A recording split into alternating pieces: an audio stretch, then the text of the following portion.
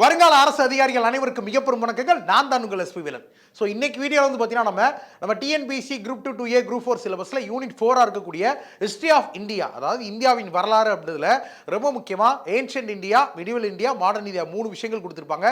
அதில் இன்னைக்கு வீடியோவில் நம்ம பார்க்க போகிறது என்ன அப்படின்னா, ஒன்று ஏன்ஷியன்ட் இந்தியா, அதாவது பண்டைய கால இந்திய வரலாறு, அது மாதிரி மிடிவல் இந்தியா, அதாவது இடைக்கால இந்திய வரலாறு அப்படின்ற 2 விஷயங்கள் சம்மந்தப்பட்டு இருக்கக்கூடிய எக்ஸாமில் வரக்கூடிய கேள்விகள் தொடர்புடைய நிறைய விஷயங்கள் அப்படி பார்க்க போகிறோம். ஸோ கண்டிப்பாக இன்னைக்கு வீடியோலேருந்து ஒரு கொஸ்டின் அப்படி ஷுவராக உங்கள் கொஸ்டின் பேப்பரில் இருக்கும். அதோட நிறைய கண்டென்ட் நம்ம சொல்ல போகிறோம். அதனால் அந்த வீடியோ அப்படின்றத மறக்காமல் லைக் பண்ண போட்டு விட்டு உங்கள் ஃப்ரெண்ட்ஸுக்கெல்லாம் அந்த வீடியோ ஷேர் பண்ணி விட்டு அப்படியே பாருங்கள், சரியா? ஸோ வழக்கம் போல் நம்ம டெய்லி ஒரு குறள் அப்படின்றத வச்சு ஸ்டார்ட் பண்ணுவோம். இன்னையோட திருக்குறள் அப்படின்றது அன்பின் வெளியது உயர்நிலை அக்திலாருக்கு என்பதோல் போர்த்த உடம்பு அப்படின்றது இன்னையோட குறள். அதாவது bodies of loveless men are bony frame or clad with skin, then is the body seat of life when love resides within அப்படின்றது. அதாவது ஒரு உடல் அப்படின்றது இருக்கு அப்படின்னா அந்த உடல் அப்படின்றது உயிர் உள்ளது அப்படின்றது எப்போ வருமா அப்படின்னா, ஒரு உடல்ல ஒரு மனித உயிர் அப்படின்றது இருக்கும் பொழுது அன்பு இருந்தால் தான் உடல் இருந்து உயிர் இருக்கக்கூடிய ஒரு உடம்பு. அப்படி அன்பே இல்லாத உடம்புகள்லாம் வந்து பார்த்தீங்கன்னா வெறும் எலும்புகளுக்கு மேலே தோலை பொறுத்துனா உடம்பாக தான் இருக்கும் அப்படின்றத நம்ம தலைவர் அன்போட பெரிய விஷயத்தை வந்து சொல்ல வரார். ஸோ நோட் பண்ணி வச்சுக்கோங்க. இதே குறள் கூட நமக்கு வரக்கூடிய எக்ஸாம் பேப்பர் கொஸ்டின் பேப்பரில் கொஸ்டினாக கூட இருக்கலாம். அதனால் டெய்லி ஒரு குறள் பார்க்குறது ரொம்ப நல்லது, நம்ம வாழ்க்கைக்கு தேவையானது. ஸோ இன்னொரு ஃபர்ஸ்ட் கொஸ்டின் அப்படின்னு பார்த்தீங்க அப்படின்னா, who established a Vedic college at எண்ணாயிரம் அப்படின்னு ஒரு கொஸ்டின். எண்ணாயிரம் அப்படின்ற ஒரு இடத்துல வேத கல்லூரியை உருவாக்கியவர் யார் அப்படின்னு சொல்லி கேட்டிருக்காங்க. இது எது சம்மந்தப்பட்டது அப்படின்னா, நம்மளோட சேர சோழ பாண்டியர்களில் சோழர்கள் இருக்காங்கல்ல, அந்த சோழர்கள் சம்மந்தப்பட்ட ஒரு அரசன் கொண்டு வந்தது தான் ஒரு வேத கல்லூரி, ஒரு வேதிக் காலேஜ். அது இந்த வேத கல்லூரி அப்படின்னு எந்த இடத்துல உருவாக்கப்பட்டிருக்கு? இந்த எண்ணாயிரம் அப்படின்ற இடம். இதுவே டிஎன்பிசியில் ரிப்பீட்டட் கொஸ்டின், நோட் பண்ணிக்கோங்க. ஸோ இதை உருவாக்கினவர் யார் அப்படின்னா, முதலாம் ராஜராஜரா, முதலாம் ராஜேந்திரரா, இரண்டாம் ராஜராஜர், இரண்டாம் ராஜேந்திரர் அப்படின்னு கொடுத்துருக்காங்க. ஸோ இந்த வேத கல்லூரி என்றாலே முதலாம் ராஜேந்திர சோழன் அவர்கள். யாரு? நம்ம தஞ்சாவூரில் பெரிய கோயில் கட்டினார்ல முதலாம் ராஜராஜ சோழன், அவரோட மகன் கங்கை கொண்ட சோழபுரத்தை உருவாக்கிய கங்கை கொண்ட சோழன் அழைக்கப்படக்கூடிய முதலாம் ராஜேந்திர சோழன் அப்படின்றவர் தான் இந்த வேத கல்லூரி அப்படின்றது எண்ணாயிரம் ஊரில் உருவாக்கியிருக்கார். இதை மாதிரியே ஒருவேளை இன்னொரு கொஸ்டின் கேட்கலாம். இப்போ இவர் உருவாக்கியது வேத கல்லூரி, ஒருவேளை டூ சான்ஸ்கிரிட் காலேஜஸ், 2 சமஸ்கிருத கல்லூரியை நிறுவிய சோழ அரசன் யாருன்னு ஒரு கொஸ்டின் கேட்காங்கன்னு வச்சுக்கோங்களேன். இங்க ஒருத்தர் இருக்காரு பாருங்க, ராஜராஜா 2, இரண்டாம் ராஜராஜன் அப்படின்றவர் இருக்காரா? இந்த இரண்டாம் ராஜராஜன் அப்படின்ற சோழ அரசன் தான் 2 சமஸ்கிருத கல்லூரி அப்படின்னு இருக்கிறார். அப்போ வேத கல்லூரியை முதலாம் ராஜேந்திரர், சமஸ்கிருத கல்லூரிக்கு இரண்டாம் ராஜராஜர். ஓகே, குழப்பிடக்கூடாது. இப்போ உங்களுக்கு கமெண்ட் செக்ஷன்ல என்ன ஆன்சர் பண்ணோம்னா, 2 சமஸ்கிருத கல்லூரி அப்படின்னு நம்ம வந்து சொன்னோமா, இந்த 2 சமஸ்கிருத கல்லூரி அப்படின்றத எந்தெந்த இடத்துல இவர் உருவாக்கினார், இரண்டாம் ராஜராஜர் உருவாக்கினார் அப்படின்றத மறக்காம வீடியோ கீழே கமெண்ட் செக்ஷன்ல கமெண்ட் அப்படின்றது போடுங்க, சரியா? நெக்ஸ்ட் ரெண்டாவது கொஸ்டின் அப்படின்னு பார்க்கும்போது நமக்கு, who defeated the last Chola king Rajendra Chola III and established the rule by Pandyas. அதாவது கடைசி சோழ அரசனான 3ஆம் ராஜேந்திர சோழனை தோற்கடிச்சு பாண்டிய பேரரசை மீண்டும் ஆட்சி அதிகாரத்துக்கு கொண்டு வந்தார் எந்த பாண்டிய அரசர் அப்படின்னு கேட்டிருக்காங்க. கொடுத்துருக்கூடிய ஆப்ஷனில் முதலாம் மாரவர்மன் குலசேகர பாண்டியன், முதலாம் ஜதவர்மன் சுந்தர பாண்டியன், 2ஆம் மாரவர்மன் குலசேகர பாண்டியன், 2ஆம் ஜதாவர்மன் சுந்தர பாண்டியன் அப்படின்னு கொடுத்துருக்காங்க. ஸோ ராஜேந்திர சோழா III, 3ஆம் ராஜேந்திர சோழன், இவர் தான் கடைசி சோழ அரசர். இது ஒரு கண்டென்ட். அடுத்து இவர் தோற்கடிக்கப்பட்டது கிட்டத்தட்ட 1676ஆம் ஆண்டு இவர் தோற்கடிக்கப்பட்டிருப்பார். இது 2வது கண்டென்ட். இவரை யார் தோற்கடிச்சிருக்கா? பாண்டியர்கள் தோற்கடிச்சிருக்கா. அப்ப சோழர்கள் பாண்டியர்களால் முடிவுக்கு கொண்டு வரப்பட்டிருக்காங்க. இது 3வது கண்டென்ட். எந்த பாண்டிய அரசன் அப்படின்னா, ஒரு 40 ஆண்டு காலம் ரூல் பண்ண, ஓகே, ஒரு 40 இயர்ஸ்க்கு ரூல் பண்ண முதலாம் மாரவர்மன் குலசேகர பாண்டியன் அப்படின்ற இந்த பாண்டிய அரசன் அப்படின்றவர் தான் இந்த கடைசி சோழரசனான 3ஆம் ராஜேந்திரன் தோற்கடிச்சிருந்தார். ஸோ ஆன்சர் என்ன? ஆன்சர் அப்படின்றது answer option A, Maravarman Kulasekara Pandyan 1 அப்படின்றது ஆன்சர். இது ரொம்ப முக்கியமான கண்டென்ட், நோட் பண்ணி வச்சுக்கோங்க. நெக்ஸ்ட் அடுத்த கொஸ்டின், மேட்ச் தி ஃபாலோயிங். இங்கே நிறைய பேர்கள் கொடுத்துருக்காங்க. இபுன் பத்துதா, அப்துல் ரசாக், நிக்கிடின், டொமிங்கோஸ் பியோஸ் அப்படின்னு கொடுத்துருக்காங்க. இவங்களாம் யார் அப்படின்னா, இவங்களாம் ஃபாரின் டிராவலர்ஸ், அதாவது வெளிநாட்டு பயணிகள் அப்படின்னு சொல்லுவோம். அதாவது இப்போ இந்திய வரலாறுகள் அப்படின்றது நம்ம வந்து ஆதாரங்கள் இல்லாமல் வரலாறுகள் பேச முடியாது. அப்போ அந்த ஆதாரங்களை தேடி எழும்போது நிறைய வெளிநாட்டு பயணிகள் நிறைய குறிப்புகள் அப்படின்றதெல்லாம் கொடுத்துருக்காங்க. அதாவது அந்த காலகட்டத்தில், அதாவது அந்த பண்டைய காலகட்டத்தில், அப்போ இந்திய காலகட்டத்திலலாம் இந்தியாவுக்கு வெளியிலேருந்து நிறைய பயணிகள் வந்து இங்கே நிறைய குறிப்புகள் அப்படின்றத எழுதி அது மூலியமா இந்திய வரலாறுகளும் கிடைக்கப்படுது. அப்படிப்பட்ட ஃபாரின் டிராவலர்ஸ் தான் இபுன் பத்துதா, அப்துல் ரசாக், நிக்கிடின், டொமிங்கோ பியோஸ் இந்த மாதிரி நபர்கள். இப்போ இபன் பத்துதா எடுத்துகிட்டோம்னு வச்சுக்கோங்களேன், நமக்கு ரஷ்யா சுல்தானா அப்படின்ற ஒரு மாபெரும் ஒரு பேரரசி ஒருத்தங்க இருந்தாங்க. இந்திய ஆசிய கண்டத்திலே முதல்ல பெண் அரசியாக முடிசூடினவங்க. ஓகே, நம்ம இல்துமிஷ் அவர்களின் மகள், டெல்லி சுல்தான் கதையில் வரக்கூடியவங்க. அவங்கள பற்றினா இவர் பெருமை எழுதி வச்சிருப்பார் இபன் பத்துதா. இந்த மாதிரி இப்போ அப்துல் ரசாக், நிக்கிடின் டொமிங்கோ பசி இவங்களாம் விஜயநகர் ஆட்சி காலத்தில் வந்தவங்க. அப்போ இவங்களாம் எந்தெந்த ஊர்லேருந்து வந்தாங்க, இதுவும் டிஎன்பிசியில் ஹிஸ்ட்ரி கான்செப்டில் அடிக்கடி கேட்கக்கூடியதான். இப்போ இவர் இபன் பத்துதா அப்படின்னு எங்க இருந்து வந்தாரு, மொராக்கோல இருந்து வந்தாரு. அப்போ மொராக்கோ அப்படின்றது எங்க இருக்கு, நமக்கு 3ல இருக்கு. அப்போ ஃபர்ஸ்ட் நம்ம 3 போற்ற வேண்டியதான். அடுத்து அப்துல் ரசாக் அப்படின்றவர், இந்த விஜயநகர் ஆட்சி காலத்தில் 4 வம்சங்கள் இருந்திருக்கும். சங்கம வம்சம், சாலு வம்சம், துளு வம்சம், ஆரவீடு வம்சம். அதில் முதல் வம்சமான சங்க வம்சம் இருக்குல்ல, அதில் முதலாம் தேவராயர் அப்படின்னு ஒரு அரசர் இருந்திருப்பார். இந்த முதலாம் தேவராயர் அப்படின்ற அரசர் இருந்த காலகட்டத்தில் தான் பாரசீகம் அப்படின்ற நாட்டில் இருந்து அப்துல் ரசாக் அப்படின்ற ஒருத்தர் பயணமாக நமக்கு பண்ணி வந்தார். சரி, இரண்டாம் தேவராயர் ஆட்சி காலத்தில் தான் நமக்கு பயணம் பண்ணி வந்தார். அப்போ இரண்டாம் தேவராயர் ஆட்சி காலத்தில் அப்துல் ரசாக் பாரசீகம் பேர்ஷியாலேருந்து வந்திருக்கார். அப்போ 3க்கு அப்புறம் 2 அப்படின்னு சொல்லி போட்டுடலாம். இப்போது ரொம்ப முக்கியமாக இந்த டைம் சேவிங் அப்படின்ற ஒரு விஷயம் இருக்குது. இப்போ நீங்கள் ஆப்ஷன் பார்க்கும்போது 3, 2 அப்படின்றது ஒரே ஒரு இடத்துல மட்டும் தான் நமக்கு வந்திருக்கு. 3, 2, 4, 1 அப்படின்றது வந்திருக்கு. அப்போ நீங்கள் கன்ஃபார்மாக இந்த 2 நம்பர் கரெக்டாக இருந்துச்சோம்னா நீங்கள் ஆன்சர் ஆப்ஷன் பியை போட்டு மற்ற 2 பார்க்க வேண்டிய அவசியமே கிடையாது. அடுத்த கொஸ்டின் நீங்கள் போயிடலாம். இல்லை சார் எனக்கு டவுட்டாக இருக்குது அப்படின்னா நீங்கள் ஃபுல்லாகவே போட்டு பார்த்துக்கோங்க. ஸோ நிக்கிடின் அப்படின்ற எங்கேருந்து வந்திருப்பார், நமக்கு ரஷ்யாவிலேருந்து வந்திருப்பார். அப்போ 4 அப்படின்றது வரும். டொமிங்கோ பியஸ் போர்ச்சுகீஸ், அதாவது போர்ச்சுகீசிய பகுதியிலேருந்து வந்திருப்பார். ஸோ 3, 2, 4, 1 ஆன்சர் அப்படின்றது ஆன்சர் ஆப்ஷன் பி. நோட் பண்ணி வச்சுக்கோங்க. நெக்ஸ்ட் அடுத்தது, name the famous traveller from Venice who visited Kayal their great port wise. அதாவது பாண்டிய ஆட்சி காலத்தில் காயல் அப்படின்னு ஒரு துறைமுகம் இருந்திருக்கு. காயல் அப்படின்ற துறைமுகம், ஓகேவா? இந்த காயல் அப்படின்ற துறைமுகம், இந்த காயல் அப்படின்ற துறைமுகம் எங்கே இருக்குது அப்படின்னா இப்போ ப்ரெசன்ட் டே தூத்துக்குடி. ஓகே, ப்ரெசன்ட் தூத்துக்குடி, இது ஒரு பாயிண்ட், இதுவும் கூட கேட்கலாம். ஓகே, ரெண்டாவது இந்த தூத்துக்குடி இதெல்லாம் யாரோட ஆட்சி அதிகாரத்துக்கு கீழே இருந்துச்சு, பாண்டிய ஆட்சி காலத்திற்கு கீழே இருந்தது. அப்போ இது பாண்டிய ஆட்சி காலத்தில் நடந்த ஒரு சம்பவம். அப்போ பாண்டிய ஆட்சி காலத்தில், பாண்டிய பேரரசு ஆட்சி காலத்தில் காயல் அப்படின்ற ஒரு மிக முக்கியமான ஒரு துறைமுகம் இருந்துச்சு. இந்த பாண்டியர்களுக்கு 2 முக்கிய துறைமுகம், ஒன்று கொர்க்கை, இன்னொன்று இந்த காயல் அப்படின்ற துறைமுகம். அப்போ இந்த காயல் அப்படின்ற துறைமுகத்துக்கு வெனிஸ் அப்படின்ற ஒரு நாட்டிலேருந்து ஒரு வெளிநாட்டு பயணி வந்திருக்கார். என்ன சொல்கிறாரு, நான் உலகத்தில் நிறைய பேரரசுகளுக்கெல்லாம் போயிருக்கேன், ஆனால் பாண்டிய பேரரசு மாதிரி செல்வமான ஒரு பேரரசை நான் பார்த்ததே கிடையாது, பாண்டியர்களை பெருமையாக பேசியிருக்கார். அப்போது அப்படி வந்தவர் பேர் என்ன அப்படின்னா, அவர் பேர் தான் நமக்கு மார்க்கோ போலோ அப்படின்னு அவருடைய பேர். 2 வாட்டி வந்திருக்காங்க, ட்வைஸ் அப்படின்னு இருக்குது. அப்போ 2 வாட்டி வந்திருக்காருன்னு சொல்லி கொடுத்துருக்காங்க. எப்போல்லாம் வந்தாங்க அது ஒரு பாயிண்ட் நோட் பண்ணி வச்சுக்கணும். ஒன்று 1288 வருஷம், அடுத்து 1293 வருஷம். இந்த மாதிரி 2 ஆண்டுகள் இந்த காயல் அப்படின்ற தூத்துக்குடி பகுதியில் இருக்கக்கூடிய பாண்டியர்களின் முக்கிய துறைமுகத்துக்கு வருகை புரிந்தவர் மார்க்கோ போலோ. எந்த நாட்டில் இருந்து, வெனிஸ் அப்படின்ற நாட்டில் இருந்திருக்கார். அது கூட கேட்கலாம், நமக்கு ரொம்ப முக்கியமானது. பாண்டிய முத்துக்கள்லாம் பெருமையாக பேசியிருப்பார், நோட் பண்ணி வச்சுக்கணும். சரியா? நெக்ஸ்ட் அடுத்து 5th கொஸ்டின், கிருஷ்ணதேவராயரின் வெற்றி தூண் எங்கு உள்ளது? Krishnadevaraya planted the pillar of victory at. அதாவது அந்த காலத்தில் நிறைய அரசர்கள் என்ன பண்ணுவாங்க, இப்போ நான் என்ன பண்ணுறேன், உங்கள் மேலே படையெடுத்து உங்களை தோற்கடிச்சிடுறேன், நான் ஒரு கல்வெட்டு வைக்கிறேன் உங்களை தோற்கடிச்ச இடத்துல, இந்த மாதிரி நான் ஒரு அரசன், இந்த மாதிரி ஒரு அரசன் நான் தோற்கடிச்சிருக்கேன், இல்லை ஒரு அரசியை தோற்கடிச்சிருக்கேன்னு சொல்லிட்டு ஒரு கல்வெட்டு வைப்பேன். இந்த மாதிரி கிருஷ்ணதேவராயர் என்ன பண்ணுறாரு, இந்த ஆந்திரா பகுதி இருக்குல்ல, இப்போ இருக்கக்கூடிய பிரசன்ட் ஆந்திரா பகுதி, இந்த ஆந்திரா பகுதியோட கடற்கரை பகுதி அப்படின்றது இருக்குல்ல, அந்த பகுதியில் இருக்கக்கூடிய நிறைய அரசர்கள், அதாவது ஒரு அரசாங்கம் அப்படி இருந்துச்சு. அவங்க பேர் என்ன அப்படின்னா, அவங்க பேர் கஜபதியினர் அப்படின்னு சொல்லி சொல்லுவாங்க. ஓகே, அந்த கஜபதியினர்கள் அப்படின்னவங்கள கிருஷ்ணதேவராயர் அப்படின்றவர் தோற்கடிக்கிறார். தோற்கடிச்சதுக்கப்புறம் அவர் என்ன பண்ணுறாரு, இந்த மாதிரி இந்த பகுதியில் இருக்கக்கூடிய கடற்கரையோரமாக இருக்கக்கூடிய இந்த கஜபதின அரசாங்கத்தை நான் தோற்கடிச்சிருக்கேன்னு சொல்லிட்டு ஒரு வெற்றி தூண் கல்வெட்டு அப்படின்னு நிறுவுறார். அதுதான் கொஸ்டின் கேட்டிருக்காங்க. அப்போ அந்த வெற்றி தூண் கல்வெட்டு கஜபதியினர்களை தோற்கடிச்சிருக்கு. 1 கிருஷ்ணதேவர் தோற்கடிச்சிருக்கார். 2 எந்த ஊரில் வச்சார் அப்படின்னா, நம்ம ஆந்திரா பகுதியில் இருக்கக்கூடிய சிம்மாச்சலம் அப்படின்ற ஒரு ஊரை தான் நமக்கு நிறுவியிருக்கார். ஸோ ஆன்சர் அப்படின்றது ஆன்சர் ஆப்ஷன் சி, சிம்மாச்சலம். கிட்டத்தட்ட நம்ம விசாகப்பட்டினம் இருக்குல்ல, வைசாக், அது பக்கத்தில் இருக்கக்கூடிய ஒரு பகுதி, நோட் பண்ணிச்சுவோம். Answer option C, Simhachalam. அடுத்தது, who succeeded Krishnadevaraya after his death. கிருஷ்ணதேவராயருக்கு அடுத்து ஆட்சி அதிகாரத்துக்கு, அதாவது அரசனா அரியணைக்கு வந்தவர் யார் அப்படின்னு சொல்லி சக்சஸர் அப்படின்னு சொல்லி சொன்னால், ஒரு அரசருக்கு அடுத்து யார் அரசராக வராங்களோ அவங்க தான் சக்சஸர்னு நம்ம சொல்லுவோம். ஸோ ரொம்ப முக்கியமானது என்ன அந்த கொஸ்டினை பார்க்குறதுக்கு முன்னாடி அப்படின்னா, நம்ம வீடியோ நல்லா இருக்கா இல்லையா, பிடிச்சிருக்கா பிடிக்கலையா, உங்களுக்கு அண்டர்ஸ்டாண்ட் ஆகுதா இல்லையா, ஏன்னா கூடி சீக்கிரம் நம்ம மறுபடியும் லைவ்லாம் ஸ்டார்ட் பண்ண போகிறோம். ஸோ அதெல்லாம் நீங்கள் ரெடியாக இருக்கீங்களா அப்படின்றத பற்றி நம்ம வீடியோ கீழே கமெண்ட் அப்படின்றதெல்லாம் போட்டு விடுங்க, அதெல்லாம் தேவைப்படும். சரியா? நெக்ஸ்ட், ஸோ இப்போ கிருஷ்ணதேவராயரோட சக்சஸர் யாருன்னு சொல்லி கேட்டாங்கன்னா, செல்லப்பா, ராமராயா, அச்சுதாயா, சதாசிவராயா. இதில் சதாசிவராயா அப்படின்னு ஒருத்தர் இருக்கார்ல, இவர் யாருன்னா கிருஷ்ணதேவராயரோட சன் என்ன, மகன் அவர். அடுத்தது அச்சுதேவராயர் இருக்கார்ல, இவர் கிருஷ்ணதேவரோட தம்பி, சகோதரர்.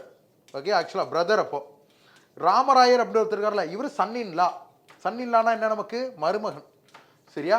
அப்போ கிருஷ்ணதேவராயருக்கு அடுத்து அவரோட மருமகன் வந்தாரா, தம்பி வந்தாரா, மகன் வந்தாரா? வழக்கமாக ஒரு அரசன் இறந்துட்டா அதுக்கடுத்து அவரோட மகன் தான் ஆட்சி அதிகாரத்துக்கு வருவாங்க. ஆனால் விஜயநகர ஆட்சி காலத்தில் அப்பாவுக்கு அடுத்து சகோதரன் வரக்கூடிய ஒரு முறை அப்படின்றது இருந்திருக்கு. அப்போ கிருஷ்ணதேவராயர் அப்படின்றவர் இறந்த உடனே அவரது சகோதரரான அச்சுத தேவராயா அப்படின்ற ஆட்சி அதிகாரத்துக்கு வந்திருக்கிறார்.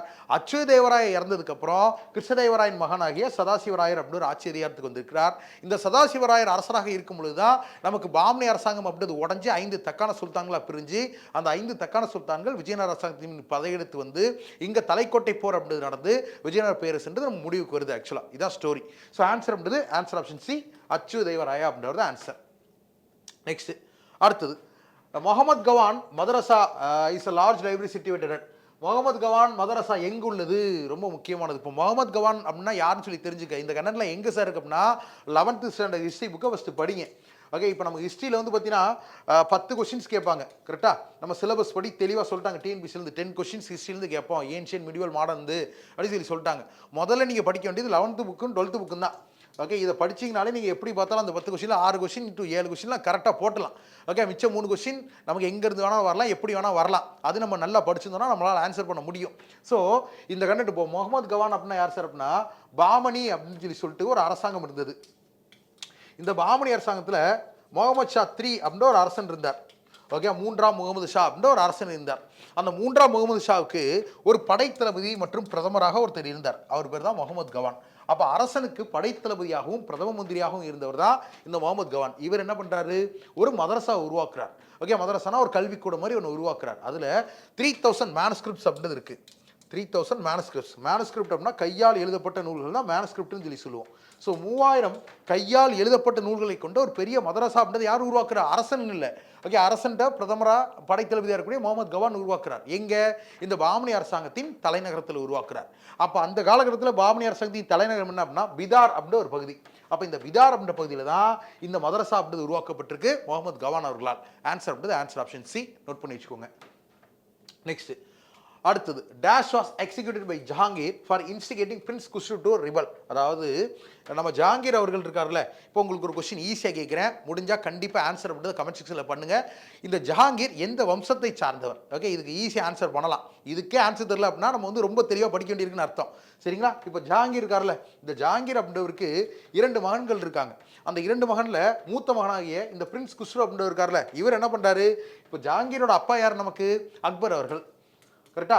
ஓகே, அக்பரோட பையன் தான் வந்து ஜஹாங்கீர். ஜஹாங்கீருக்கு 2 பையன், ஒருத்தர் குஸ்ரு, இன்னொருத்தர் பேர் குர்ரம் அப்படின்னு இன்னொருத்தர் பேர். இப்போ இந்த அக்பர் அவர்கள் இறந்ததுக்கப்புறம் இந்த ஜஹாங்கீர் தானே அப்பாவுக்கு அடுத்து பையன் தானே ஆட்சி அதிகாரத்துக்கு வரணும். ஆனால் அந்த பேரனான குஸ்ரு என்ன பண்ணுறாரு, ஆட்சி அதிகாரத்துக்கு வர்றதுக்கு அவர் யோசிக்கிறார். அப்போ அவருக்கு சப்போர்ட்டாக ஒரு சீக்கிய மதகுரு ஒருத்தர் இருக்கார். அந்த சீக்கிய மதகுரு அப்படின்னு சொல்லி பார்க்கும்போது சீக்கிய மதம் அப்படின்றத 10 குரு இருந்திருப்பாங்க. அதில் 5th சீக் குரு, 5வது மதகுரு அப்படின்றவர் தான் இந்த பிரின்ஸ் குஸ்ரு அப்படின்றவருக்கு ஆதரவாக இருந்திருப்பார். அதாவது உங்கள் அப்பாவுக்கு வேலை நீ வா அப்படின்னு சொல்லிட்டு அடுத்த வயசாயிடுச்சு அப்படின்னு மாதிரி சொல்லியிருப்பார். அப்போது அப்பாவுக்கு பதிலாக இந்த குஸ்ரு அப்படின்றவர் அரசனாக பதவி இருக்க வரும்பொழுது தான் இந்த ஜாகிர் என்ன பண்ணுறாரு, எனக்கு அடுத்தாண்டா நீ வரணும், நீ ஏன்டா எனக்கு முன்னாடி வரணும்னு சொல்லிட்டு தன்னோட மகனோட கண்ணை நோண்டிடுறார். ஓகே, அப்போ வந்து கண்ணு இல்லாமல் ஆட்சி அதிகாரம் பண்ண முடியல, கண்ணை நோண்டிடுறார். அதுபோக என் பையனுக்கு நீ சப்போர்ட்டாக இருந்ததுன்னு சொல்லிட்டு அந்த 5வது சீக்கிய மதகுருவான குரு அர்ஜுன் தேவ் அப்படின்றவரை ஓகே கொல்றதுக்கு உத்தரவு போட்டுருந்தார். அப்போது இந்த குஸ்ரு அவர்கள் அப்படின்றவர் ரிபல் பண்ணுறதுக்கு சப்போர்ட்டிவாக இருந்த குரு அர்ஜுன் தேவ் தான் ஜஹாங்கீர் அவர்களால் கொல்லப்படுறார். இது ரொம்ப முக்கியமான கண்டென்ட். இது ஒன்று. அவர் 5வது குரு, ரொம்ப முக்கியமானது. அது மாதிரியே இங்கே குரு தெஜ் பகதூர்னு ஒருத்தர் இருக்காரா, இவர் 9வது சீக்கிய மதகுரு.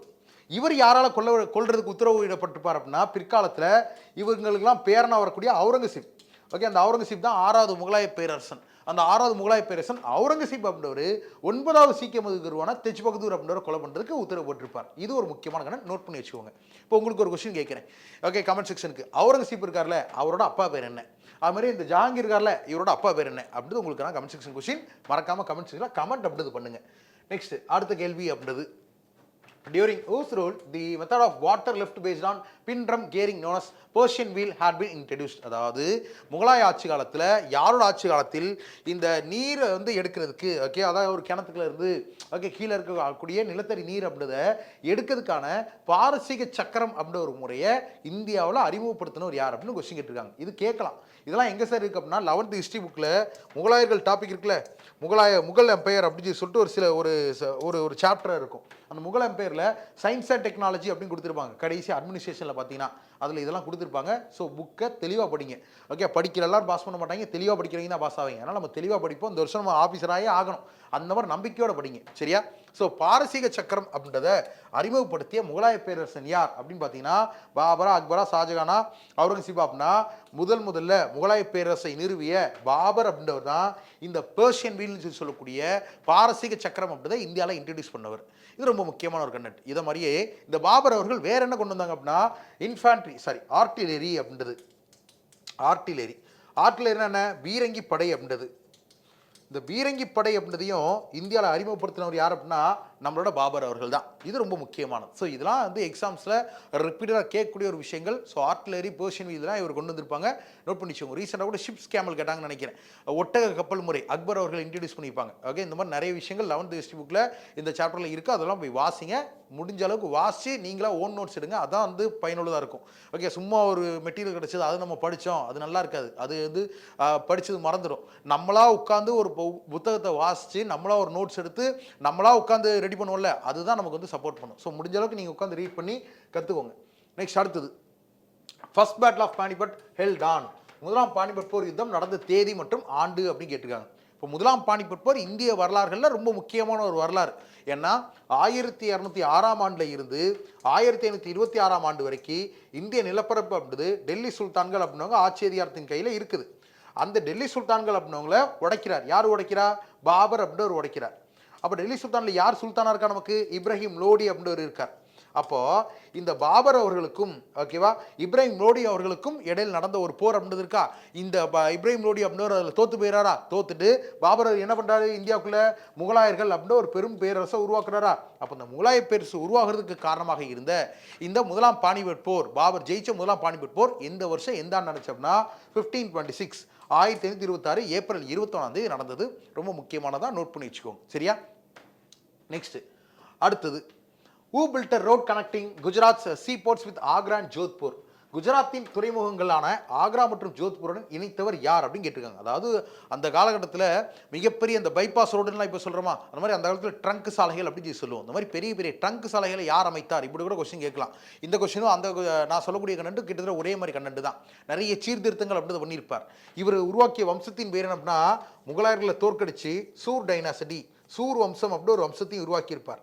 சூர் வம்சம் 1540 இருந்து 1555 வரைக்கும் ஒரு 15 ஆண்டு காலம் இந்திய நிலப்பரப்பில் ஆட்சி அதிகாரம் பண்ணியிருப்பாங்க. இந்த சூர் வம்சத்தை நிறுவியவர் தான் இந்த ஜோத்பூர்லேருந்து ஆக்ரா வரைக்கும் இருக்கக்கூடிய அந்த பகுதி அப்படின்றதையும் இணைச்சிருக்கிறதுக்கு ரோடு அப்படின்றதெல்லாம் போட்டிருப்பார். அவர் தான் நம்மளோட இந்த ஹுமாயூன் அப்படின்ற தோற்கடிச்சு வந்த ஷெர்ஷா அவர்கள். ஸோ ஷெர்ஷா ஓகே மாவீரன் ஷெர்ஷா அப்படின்றவர் தான் சூரம்சத்தை உருவாக்கியிருப்பார். இந்த மாதிரி விஷயத்தையும் பண்ணியிருப்பார். அந்த மாதிரி மெட்டல் காயின்ஸ் ஓகே ஸ்டாண்டர்டைஸ் தி மெட்டல் காயின்ஸ் அதாவது உலோக நாணயங்களை முறைப்படுத்தியிருப்பார். இவ்வளோ வெயிட் இருக்கா ஒரு காயினுக்கு, அதுக்கு இவ்வளோ மதிப்பு, அந்த மாதிரி ஒரு விஷயத்தையும் இவர் தான் கொண்டு வந்திருப்பார். ஓகே அந்த மாதிரி நிறைய விஷயங்கள் பண்ணியிருக்கார். வேறு என்னலாம் சொல்லி அடுத்த ஒரு கொஸ்டின் இருக்குது, அதில் பார்ப்போம். ஸோ 11th கொஸ்டினுக்கு ஆன்சர் ஆப்ஷன் சி ஷெர்ஷா. அடுத்தது Shershah built a new walled city in Delhi later came to be known as. டில்லியில் ஷெர்ஷாவால் கட்டப்பட்ட புது நகரத்தின் பெயர் என்ன? இப்போ அலாய் தர்வாசா அப்படின்றது இருக்குது. அலாய் தர்வாசா அப்படின்றத அலாவுதீன் கில்ஜி, டெல்லி சுல்தானில் கில்ஜி வம்சத்தின் அலாவுதீன் கில்ஜி அப்படின்றவர் தான் அலாய் தர்வாசா அப்படின்ற ஒரு நுழைவாயில குதுப் மினாரோட நுழைவாயில உருவாக்கியிருப்பார். சிக்ரி அப்படின்றது இருக்கு, ஃபதேபூர் சிக்ரி அப்படின்னு சொல்லுவோம். அக்பர் அவர்கள் உருவாக்கிய ஒரு நகரத்தின் பேர் தான் ஃபதேபூர் சிக்ரி அப்படின்ற ஒரு நகரம். அப்புறம் பிரம்மணாபாத் அப்படின்றது வந்து கிடையாது. மிச்சக்கூடிய ஒன்று புராண குவிலா. அப்போ அந்த புராண குவிலா அப்படின்ற ஒரு பகுதியை தான், அதாவது ஓல்டு ஃபோர்ட் அப்படின்னு இதை சொல்லுவாங்க. இந்த புராண குவிலா அப்படின்ற ஒரு பகுதியை தான் நம்ம ஷெர்ஷா அவர்கள் உருவாக்கிய ஒரு முக்கியமான ஒரு நகரமாகவும் கருதப்பட்டிருக்கும். அது மாதிரி இவரோட கட்டிடக்கல்ல ஷெர்ஷா அவர்களோட ஆர்கிடெக்சரில் இன்னொரு முக்கியமான விஷயம் என்ன அப்படின்னா அவரோட சொந்த கல்லறை அவரே கட்டியிருப்பார். ஓகே அவர் சொந்த கல்லறை எப்படி எங்கே இருக்கு அப்படின்னா பீகாரில் சசாரம் அப்படி ஒரு ஊர் இருக்குது, அங்கே தான் அவர் பிறந்திருப்பார். அந்த சசாரம்ன்ற ஊரில் தான் அவரோட அந்த கல்லறையும் இப்போ இருக்குது, அவரோட டோமும் இருக்குது. தன்னோட சொந்த கல்லறை அப்படின்றதையும் அவரே கட்டியிருப்பார். யார்? ஷெர்ஷாவே கட்டியிருப்பார். ஓகே ஃப்ரீயாக இருந்தால் அதெல்லாம் எடுத்து பாருங்கள், ஒரு தரமான சூப்பராக தான் இருக்கும். ஸோ அதையும் நோட் பண்ணி சசாரம்ன்ற இடத்துல அவர் சொந்த கல்லறை இருக்குது, அதை அவரே கட்டி வச்சிருப்பார். சரியா? ஷெர்ஷா அவர்களே கட்டி வச்சிருப்பார். Next Hemu was the Hindu general of dash Afghan king அப்படின்னு கொடுத்துருக்காங்க. ஹெமு யாருடைய படைத்தளபதியாக இருந்தார் அப்படின்னு கேட்டிருக்காங்க. இப்போது இந்த ஹெமு அப்படின்ற எங்கே வராரு? இப்போ முதலாம் பானிபட் போர் பார்த்தோம், பாபருக்கும் இப்ராஹிம் லோடிக்கு இடையில் நினச்சி பாபர் ஜெயிச்சிட்டார் அப்படின்னு சொல்லி பார்த்தோம். இரண்டாம் பானிபட் போர் அப்படிது நடக்கும். ஓகே இரண்டாம் பேட்டில் ஆஃப் பானிபட் அப்படிது நடக்கும். எப்போ நடக்குது? நமக்கு ஹுமாயூன் அப்படின்றவர் இறந்துடுறார். ஹுமாயூன் அப்படின்றவர் இறந்த உடனே இந்த ஹெமு அப்படின்றவர் என்ன பண்ணுறாரு? படைகளோடு வந்துட்டு ஆக்ரா கோட்டையை பிடிச்சி நாங்கள் தான் இனிமேல் ரூல் பண்ணுவோன்ற மாதிரி ஆட்சி அதிகாரத்தில் இது பண்ணுறார். அப்படி இருக்கும் பொழுது தான் அக்பர் அப்படின்றவருக்கும் ஓகே, இந்த ஹெமு அப்படின்றவருக்கு இடையில என்ன நடந்தது தான் இந்த இரண்டாம் பானிபட் போர் அப்படின்னு சொல்லக்கூடிய ஒரு போர். இந்த ஹெமு அப்படின்றவர் இருக்கார்ல, இவர் படைத்தளபதியாக இருந்திருப்பார், அரசன் கிடையாது. யாருக்கு படைத்தளபதி அப்படின்னா இந்த சூரவம்சத்தின் மிச்சம் இருப்பாங்கல்ல, அதில் ஒருத்தர் தான் ஆதில் ஷா அப்படின்னு சொல்லுவாங்க. ஆதில் ஷா ஷூரி அப்படின்னு சொல்லுவாங்க. அந்த ஆதில் ஷா ஷூரி அப்படின்றவருக்கு படைத்தளபதியாக இருந்தவர் தான் இந்த ஹெமு அப்படின்றவர். அப்போ இந்த இரண்டாம் பானிபட் போரில் ஹெமு அப்படின்றவர் ஆதில் ஷாவோட ஆப்கானிய படைகள் அப்படின்ற ஒரு சப்போர்ட்டோட வந்திருப்பாரு. அது மாதிரி அக்பர் அப்படின்ற ஒரு படை யாரோட வந்திருப்பாரு, பைரம் கான் அப்படின்ற தன்னோட பாதுகாவலரோட படைகள் அப்படின்றத கொண்டு வந்திருப்பாரு. போர் அப்படிது நடக்குது. பைரம் கான் சொன்ன ஐடியா படி கடைசி நேரத்தில் ஒரு வீரன் நம்ப விடுறான், நேராக போய் ஹெமுவோட கண்ணில் இறங்குது, கீழே விழுறான், யானை மேலேருந்து கீழே விழுறான். ஹெமுவோட தலை வெட்டி எடுக்கிறாங்க. போர் அப்படிது அக்பர் ஜெயிச்சுட்டு அக்பர் முகலாய பேரரசனா முடிச்சு விட்டுறார். ஓகே, இதான் கான்செப்ட். அப்போ ஹெமு அப்படின்றவர் ஆதில் ஷாவோட படைத்தளபதி. Answer option A. ஓகே, நம்ம கண்டென்ட் நல்லா இருக்கா இல்லையான்றதை கீழே கமெண்ட் செக்ஷனில் கமெண்ட் அப்படி பண்ணுங்க. உங்களுக்கு ஒரு கொஸ்டின் அப்படி கேட்குறேன். என்ன அப்படின்னா, இந்த அக்பர் அவர்கள் இருக்கார்ல, இவர் பிறந்த ஊர் எது அப்படின்றது டிஎன்பிசியில் அடிக்கடி கேட்கக்கூடிய ஒரு கொஸ்டின். அக்பர் அவர்கள் பிறந்த ஊர் 1842 வருஷம் எந்த ஊரில் பிறந்தாரு அப்படின்றத மறக்காம வீடியோ கீழே கமெண்ட் செக்ஷனில் கமெண்ட் அப்படி பண்ணுங்க. சரியா? நெக்ஸ்ட் அடுத்த question அப்படிது. Who proposed the Akbar to about Zabt system? Money revenue rates were now fixed on each unit of area according to the crops cultivated. பயிரிடப்பட்ட பயிர்கள் படி ஒவ்வொரு அலகு பகுதியிலும் இப்போது பண வருவாய் விகிதங்கள் நிர்ணயிக்கப்படும் என்ற ஜப்து முறை பற்றி அக்பரிடம் யார் முன்மொழிந்தார்? இப்போ ஜப்து முறை கிட்டத்தட்ட இதை எப்படி ஈஸியாக சொல்லணும்னா, ஒரு எக்ஸாம்பிளுக்கு நான் ஒரு ஏக்கர் நிலம்ன்றதை வச்சுக்கன்னு வச்சுக்கோங்களேன். ஓகே, அந்த பழங்காலத்தில் வந்து என்ன பண்ணுவாங்க, ஒரு ஏக்கருக்கு 100 ரூபா டேக்ஸ் அப்படின்னு சொல்லிடுவாங்க, அரசன் சொல்லிடுவாங்க. ஓகே, அப்போ நான் வந்து ஒரு ஏக்கரில் எனக்கு நெல் விளையுதோ விளையிலையோ, கோதுமை விளையுதோ விளையோ, நான் 100 ரூபா டேக்ஸ் அப்படி பே பண்ணும். அதே பிற்காலத்தில் அக்பர் அவர்கள் ஆட்சி காலத்தில் ஒரு ஏக்கர் நிலம் அப்படி இருக்கு. இந்த ஒரு ஏக்கர் நிலத்திலேருந்து இவ்வளோ தான் நமக்கு வருமானமே வந்திருக்கு அவங்களுக்கு, அந்த விவசாயிக்கு. அப்போ அதன்படி நம்ம வரி வாங்கிக்கலாம் அப்படின்னு சொல்லக்கூடிய ஒரு சிஸ்டம் கொண்டு வராங்க. அதான் சப்து சிஸ்டம் சொல்லுவாங்க. இந்த மாதிரி அக்பர் அவர்கள் ஆட்சி காலத்தில் இந்த சப்து முறை அப்படின்றது கொண்டு வரப்பட்டுச்சு. இது அக்பருக்கு யார் சொன்னா அப்படின்னா, அக்பர் கூட இருந்த மிகப்பெரிய ஒரு ரெவன்யூ எக்ஸ்பர்ட்டாக இருந்த, அதாவது ஒரு மிகப்பெரிய வருவாய் வல்லுநராக இருந்த ராஜா தோடர்மால் அப்படின்ற ஒரு ராஜபுத்திரர் தான் இதை சொல்லியிருப்பார். ஸோ ராஜா தோடர்மால் அப்படின்றவர் தான் இந்த சப்து முறையை பற்றி அக்பர்கிட்ட சொல்லியிருப்பார். அக்பர் அதை நடைமுறைப்படுத்தியிருப்பார். அது ஆன்சர் அப்படின்றது ஆன்சர் ஆப்ஷன் ஏ. அது மாதிரி பீர்பால் அப்படின்னு கொடுத்துருக்காங்க. பீர்பால் அப்படின்றவங்க யார் அப்படின்னு பார்த்தீங்கன்னா, ரொம்ப முக்கியமாக அக்பரின் சிறந்த நண்பர் யார் அப்படின்னு ஒரு கொஸ்டின் கேட்டால், அக்பரோட ஃபேவரட் கம்பெனியன் யாருன்னு ஒரு கொஸ்டின் கேட்டால், ராஜா பீர்பால் அப்படின்றவர் தான் அக்பரின் சிறந்த நண்பராக இருந்திருப்பார். அது ராஜா மான்சிங் அப்படின்றவர் இருக்கார். ராஜா மான்சிங் யாருன்னா அக்பருக்கு மிக நெருங்கிய ஒரு படைத்தளபதியாக இருந்தவர். ஓகே, அக்பர் அவர்கள் என்ன பண்ணுறாரு, ஜோதா அப்படின்ற ஹர்காபாய் அவர்களை திருமணம் பண்ணுறார். அதாவது இவங்க வந்து முஸ்லீம், அக்பர் இவங்களாம் முஸ்லீம், ஹர்காபாய் இவங்களாம் வந்து ராஜபுத்திரர்கள் ஹிந்து. அப்போ அக்பர் என்ன பண்ணுறாரு, இந்த ஜோதா அப்படின்ற ஹர்காபாயை திருமணம் பண்ணுறாங்க. அவரோட கூட பிறந்த அண்ணன் தான் இந்த ராஜா மான்சிங். பிற்காலத்தில் வந்து பார்த்தீங்கன்னா அக்பரின் படைத்தளபதியாக இருந்து அக்பரின் படைகளுக்காக சண்டையும் போட்டிருப்பார் அவர். சரியா? ராஜா மான்சிங். அதையும் நோட் பண்ணி வச்சுக்கோங்க. ஸோ நெக்ஸ்ட் அடுத்த கேள்வி, இன்னைக்கு செஷனோட last question. Which Chola king standardise the collection of taxes? அதாவது எந்த சோழ மன்னன் வரி வசூலை தரப்படுத்தினார் அப்படின்னா என்ன? இப்போ நம்ம சொன்னால சத்து சிஸ்டம், இந்த மாதிரி அந்த காலகட்டத்தில் சோழ காலகட்டத்தில் வந்து பார்த்தீங்கன்னா ஒரு நிலம் அப்படி வச்சுருந்தாருன்னா ஒரு விவசாயி ஒரு களம் அப்படிது அவர் வந்து வரியாக கட்டணும். ஒரு களம் அப்படின்னா 28 கிலோ. ஓகே, பிற்காலத்தில் இந்த சோழ அரசன் என்ன பண்ணுறாரு, ஒரு வேலி அப்படின்னு ஒன்று உருவாக்குறார். ஒரு வேலி அப்படின்னா 6.5 ஏக்கர், 6.5 ஏக்கர். அப்போது இந்த சோழ அரசன் என்ன பண்ணுறாரு, ஒரு களம் அப்படி நம்ம வாங்குகிறோம், அது நிலத்தை வச்சு ஒவ்வொருத்தவங்க ஒவ்வொரு பகுதியான நிலம் அப்படி வச்சுருக்காங்க, அங்கே எவ்வளோ விளையுது அதெல்லாம் தெரியல. ஆனால் ஒரு களம் அப்படி நம்ம வாங்கிட்டு இருக்கோம். அதுவே இப்போ நம்ம இதை முறைப்படுத்தி தரப்படுத்தணும் எப்படி அப்படின்னா, ஒரு வேலினா 6.5 ஏக்கர், 6.5 ஏக்கர்ல இருந்து 100 களம் அப்படி சோழ அரசர்களுக்கு வரணும் அப்படின்ற மாதிரி ஒரு முறையை கொண்டு வர. ஸோ இந்த மாதிரி இந்த முறையில் ரொம்ப முக்கியமாக என்ன மாதிரி டேக்ஸ் அப்படின்னா, இறை கட்டின நெல் அப்படின்ற ஒரு டேக்ஸ் இருக்கும், அதுதான் அப்படி பண்ணியிருப்பார். அப்போ இறை கட்டின நெல் அப்படின்ற ஒரு டேக்ஸ் சிஸ்டமில் இறை கட்டின நெல், இந்த இறை கட்டின நெல் அப்படின்னா இந்த டாக்ஸ் சிஸ்டமில் இந்த மாதிரி முறைப்படுத்தி கொண்டு வந்த சோழ அரசன் யார், சோழ பேரரசன் யார் அப்படின்னா, தஞ்சை பெரிய கோயிலை உருவாக்கிய நம்மளோட முதலாம் ராஜராஜ சோழன் அவர்கள் தான் இந்த வரி முறை அப்படின்றத வந்து முறைப்படுத்தியிருப்பார். ஸோ ஆன்சர் அப்படின்றது பார்த்தீங்கன்னா ஆன்சர் ஆப்ஷன் பி. இது மாதிரி முதலாம் ராஜராஜ சோழன் அவர்களுக்கு நிறைய பட்ட பெயர்கள் அப்படின்றது இருக்குது. மும்முடி சோழன் அப்படி ஒரு பட்டம் இருக்குது, ஜெயங்கொண்டான் அப்படி ஒரு பட்டம் இருக்குது. அது மாதிரி உங்களுக்கு ஒரு விஷயம் கேட்குறேன், இந்த முதலாம் ராஜேந்திர சோழன் இருக்கார்ல, இவருக்கு நிறைய பட்ட பெயர்கள் இருக்குது, டைட்டில்ஸ் அப்படி இருக்குது. உங்களுக்கு தெரிஞ்ச டைட்டில் என்னவோ அதை வீடியோ கீழே மறக்காம கமெண்ட்ஸில் கமெண்ட் அப்படி பண்ணுங்க. சரியா? நெக்ஸ்ட் வழக்கம் போல் உங்களுக்கான ஒரு கேள்வி. ஓகே, மறக்காமல் இந்த வீடியோ ஃபுல்லாக பார்த்து எல்லாருமே மறக்காமல் என்ன பண்ணுங்க அப்படின்னா, அந்த வீடியோக்கு இந்த கீழே கமெண்ட் செக்ஷனில் இந்த கொஷினுக்கு இது உங்களுக்கான கொஷின், மறக்காமல் ஆன்சர் போடுங்க. சரியா? Who was the first sultan to pay his soldier in cash? அதாவது தனது வீரர்களுக்கு அந்த காலத்தில் சம்பளமாக எதை கொடுப்பாங்க? இந்த அரிசி பருப்பு இந்த மாதிரி உணவுப் பொருட்களை தான் சம்பளமாக கொடுத்துருந்தாங்க. முதல்ல ஒருத்தன் என்ன பண்ணுறான், இந்த காசை வச்சுக்க, உனக்கு எது தேவையோ அது நீயே வாங்கிக்கின்ற மாதிரி காசை இப்போலாம் நம்ம வந்து சம்பளம் என்ன வாங்குறோம், காசு தான் வாங்குறோம். இப்போ நம்ம வந்து கவர்மெண்ட் ஆஃபீஸராக ஆனாலும் ப்ரைவேட்டில் எங்கே வேலை பார்த்தாலும் காசு தான் தராங்க. அந்த மாதிரி முதல்ல ஒருத்தர் செஞ்சார். அந்த மாதிரி வீரர்களுக்கு காசை பணமாக வந்து பணத்தை சம்பளமாக வழங்கின முதல் சுல்தான் யார் அப்படின்றது உங்களுக்கு நான் கமெண்ட் செக்ஷன் கொஸ்டின். மறக்காமல் இந்த கொஸ்டினுக்கு எல்லாரும் என்ன பண்ணும், வீடியோக்கில் கமெண்ட்ஸில் கமெண்ட் அப்லோட் பண்ணும். அத்தோடு சேர்த்து நம்ம கிளாஸ் நல்லா இருச்சா நல்லா இல்லையா, ஓகே நிறைய விஷயங்கள் புதுசாக கற்றுக்குறீங்களா, எக்ஸாமுக்கு இது யூஸ்ஃபுல்லாக இருக்கா அப்படின்றதையும் மறக்காமல் நம்ம கிளாஸை பற்றி ஒரு ஃபீட்பேக்கை வீடியோக்கில் கமெண்ட்ஸில் கமெண்ட் அப்லோட் பண்ணுங்கள். இது மாதிரி நாளைக்கு நான் உங்களை ஒரு நல்ல கிளாஸை சந்திக்கிறேன். அது வரைக்கும் எல்லாரும் இல்லை டோன்ட் வரி, பி ஹாப்பி, இந்த மாதிரி ஜாலியாக இருங்க. ரொம்ப முக்கியமாக கூடி சீக்கிரம் நம்ம வந்து வரக்கூடிய குரூப் 4 எக்ஸாமுக்காக ஒரு 100 days பிளானர் போன வருஷம் நம்ம பண்ணோம். ஓகே, இப்போ நல்ல ஒரு சக்ஸஸ்ஃபுல்லாக இருந்துச்சு. அதே மாதிரி இந்த வருஷமும் ஒரு 100 days பிளானர் அப்படின்றது கூடி சீக்கிரம் ஆரம்பிக்க போகிறோம். அது லைவாக வந்து போக போகிறோம். ஏன்னா இப்போ ரெக்கார்டராக தான் போயிட்டு இருக்கோம். கூடி சீக்கிரம் நம்ம மறுபடியும் லைவாக வர்றோம். நம்ம டைம் அப்படி 6 மணி இருக்குது, அந்த நேரத்தில் வர ஆரம்பிச்சிருவோம். எல்லாரும் தெளிவாக படிங்க, பக்காவாக படிங்க. உங்களோட சப்போர்ட் அப்படி இருக்கும். ஸோ ரொம்ப முக்கியமாக நம்ம சேனலை சப்ஸ்கிரைப் பண்ணி விட்டு அப்படியே டெய்லி பாருங்கள். ஸோ நாளைக்கு பார்க்குறேன். Thank you and bye.